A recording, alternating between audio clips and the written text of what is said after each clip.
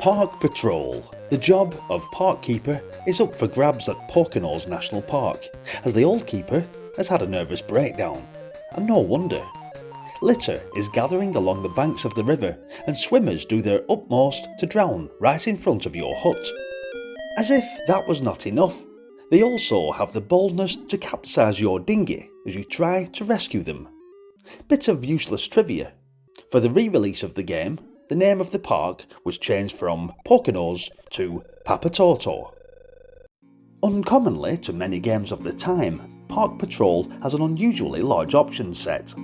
First, and the least interestingly of all, you have a 2-player option in the game, but it's played in turns.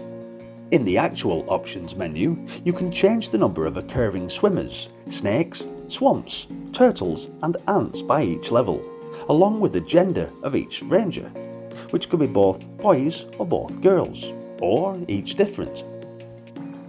Tourists are a real problem, aren't they?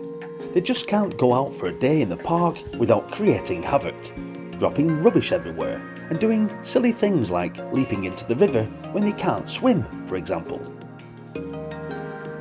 Well, your mission is to keep an eye on these daft swimmers in distress, and while you're at it, you also need to look after the welfare of the park from litter and keep the park wildlife in line. This involves whizzing around the place on foot and in your dinghy.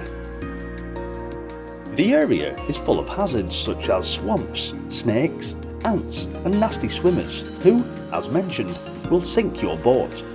Also, logs floating all over the river can be dangerous if you bump straight into them, as you'll be flung out of the dinghy and ultimately drown. This is an action arcade game with a tilted down view to give a slight illusion of a 3D environment, and a scrolling area that loops at a certain point. The tilted top-down view comes in handy, as you will have to jump over some obstacles and hazards, plus entering and jumping in and out of your dinghy. The quicker you manage to collect the required amount of litter, the more bonus points you will get, and build up your chances of acquiring extra lives. Of course, as in so many other games of its time, your main focus is in collecting points for the highest score.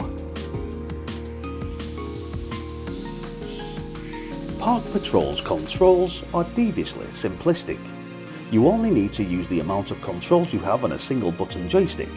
You do, however, need to take the game's own laws of physics into consideration.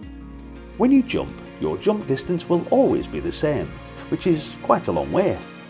In mid-air, you can, and most of the time are required to, steer your flight into any direction and change it as often as you have time for it. The fire button also acts as an actual firing button, but only when you are in your dinghy.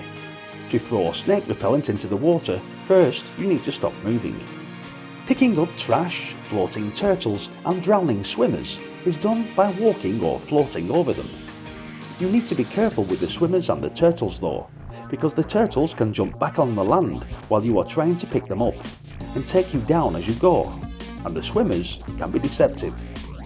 Your job is made difficult by these marauding land turtles and river snakes, which are hell-bent in trying to molest you.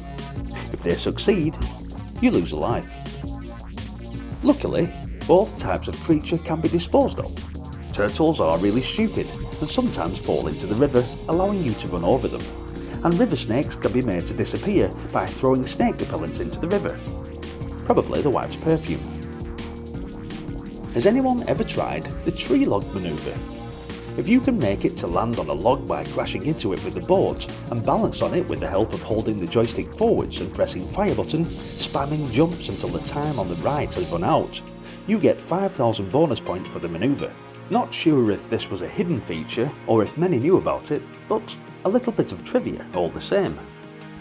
Swimming tourists sometimes get into a spot of bother and start drowning. Immediately, you are alerted and must assume the role of lifeguard. All of this hectic action expends your calorie intake, shown numerically on the screen. If this calorie meter is allowed to reach zero, a life is lost. Fortunately, the lost calories can be replenished by going into the park hut. I loved this game as a kid. The graphics are really colourful, with the cute little sprites and great parallax scrolling backdrops. Also, the game had 5 boppy tunes and good sound effects from Russell Lieblich to create a great little atmosphere. The gameplay is good and requires some nifty joystick work and precision timing if you're going to complete the rubbish collection without falling foul to the many hazards. It definitely must rank as one of the classic greats, and has to be said that Tony No did a terrific job in creating such a unique sort of game in 1984.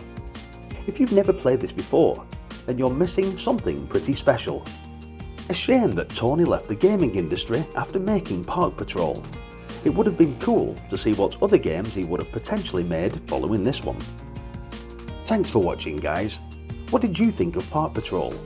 Let me know in the comments section, and please don't forget to hit like and subscribe if you're loving the Commodore 64 nostalgia, to be notified of all upcoming videos. In the meantime, please check out the channel playlist for more Commodore games that might bring back some fantastic memories from your childhood. Your support goes a long way, and I massively appreciate you all for following me on this epic journey. Hope to see you in the next video. Until then, bye for now.